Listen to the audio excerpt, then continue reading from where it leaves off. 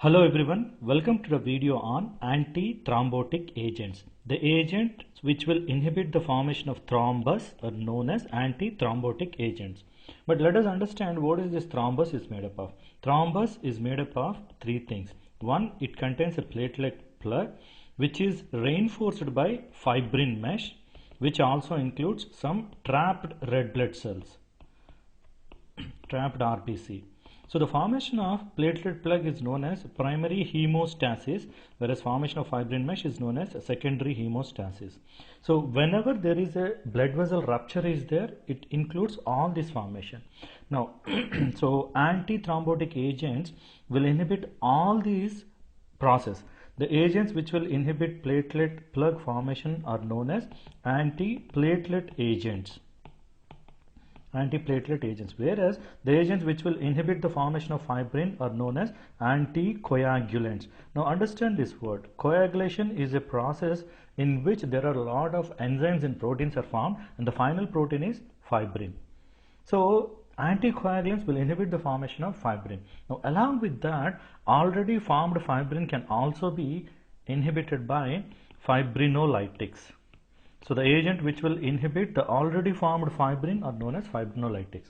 So anti-thrombotic agents include all the three agents: antiplatelets, anticoagulants, and fibrinolytic agents. Now in this video I am going to explain about antiplatelet agents. This is my YouTube channel. You just type in my name G Sai Rajesh, you will get the video details. If you like the video content, do subscribe and share. Let's get into the topic. The process is known as hemostasis. Hemo means blood, stasis means to stop. So the agents which will technically stop the bleeding, the process which will stop the bleeding is known as hemostasis. As I told you, it involves primary hemostasis and secondary hemostasis.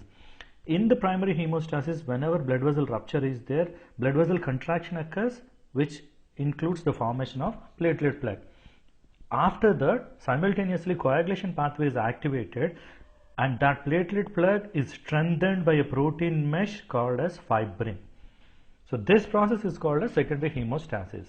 Now the coagulation factors, there are 12 coagulation factors are there, and sixth factor is not there. Now out of these 2, 7, 9, 10 factors, activation requires vitamin K. So vitamin K forms an essential part in coagulation factors activation. Now let us understand the process. The primary hemostasis or platelet plug formation involves all these steps. Initially, whenever there is an endothelial injury is there, endothelial cells are the cells which will form the basement of blood vessels. So when blood vessel rupture is there, immediately it releases a chemical known as endothelin, which causes contraction of blood vessel. When blood vessel is contracted, blood loss is restricted. Simultaneously, the basement matrix like collagen is exposed to the blood. Along with that, there are certain factors known as von Willebrand factor is also exposed to the blood. So in the blood, the platelet will go and bind with this collagen as well as this von Willebrand factor. This step is known as platelet adhesion. Adhesion means attachment. So this occurs only when there is a blood vessel rupture is there. Now once it is attached, it gets activated. Now what do you mean by activation? The platelet changes its morphology and it releases certain chemicals known as ADP, calcium, serotonin, and thromboxane A2. All of them are released into the blood. So this process is known as platelet activation. Now once they are activated, the job is they causes a process called as chemotaxis. Chemo means chemical, taxis means movement. That means when these chemicals are released into the blood, all the platelets are called to the site of injury. So all of them will combine together and forms aggregate known as platelet aggregation. So these are all the primary steps that takes place in platelet plug formation. Platelet adhesion, platelet activation, this is platelet activation and then platelet aggregation. Now in this process, one more thing will happen. There are certain receptors known as GP2B3A. During activation, these receptors are expressed on the surface of platelets, and to these receptors fibrin comes and binds, and they combines all these platelets together. Fibrin ties all these plates together, and that is what happens in coagulation. So these are all the important steps. Now secondary hemostasis, see, this is nothing but activation of coagulation proteins. We have two different pathways are there, extrinsic pathway, intrinsic pathway. Now extrinsic pathway is activated by tissue factor. It is known as extrinsic factor because the activation occurs by tissue factor which is present outside the blood. It is present in the basement membrane. It is not present in the blood. So it is called as extrinsic pathway. Whereas intrinsic pathway, the pathway is activated by the factors that are found in the blood. So it is present inside the blood, hence it is known as intrinsic, whereas the activation at this pathway is due to tissue factor which is not present inside the blood, or it is present outside the blood, hence it is known as extrinsic pathway. The final job is to activate factor 10. The activated factor 10 activates thrombin and finally forms fibrin. So both of them, the final goal is to form this fibrin. That is what happens in secondary hemostasis. So this is what is the phase. Hemostasis means to stop the bleeding. You have primary, which will form a platelet plug, secondary, which will form a fibrin, and finally it results in a thrombus with the help of this fibrin mesh. Now let us get into the platelets process. So whenever there is a platelet block disruption, that means blood vessel injury is there, it exposes collagen and von Willebrand factor. So platelets will come and attaches to them. This is what is known as platelet adhesion, and that results in activation, due to which thromboxane ADP are released into the blood.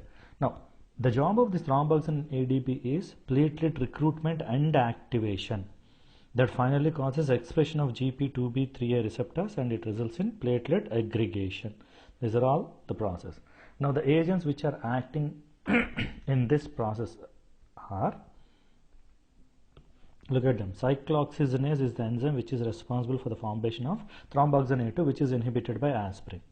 Whereas ADP, the released ADP will be binding with P2Y12 receptors, and the receptors are blocked by these drugs: ticlopidine, clopidogrel, prasugrel, cangrelor, ticagrelor. Now GP2B3A receptor activation is inhibited by abciximab, eptifibatide, tirofiban. Whereas thrombin also activates platelets, acting on PR receptors, and these receptors are inhibited by Vorapaxar. Let me give you the list.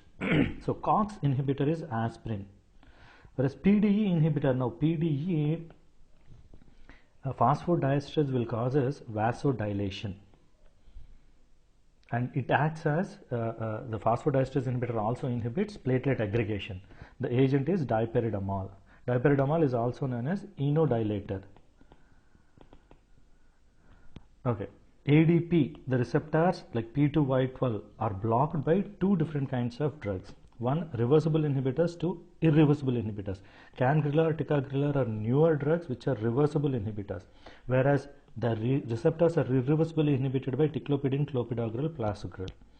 The other agents, GP2B3A inhibitors, abciximab, tirofiban, eptifibatide. As I told you, PR receptors on which thrombin binds and activates platelets, they are inhibited by Vorapaxar, etopaxar. Well, you get into this. See, platelet aggregation is increased by ADP, serotonin, thromboxane A2, thrombin, alpha 2 agonist.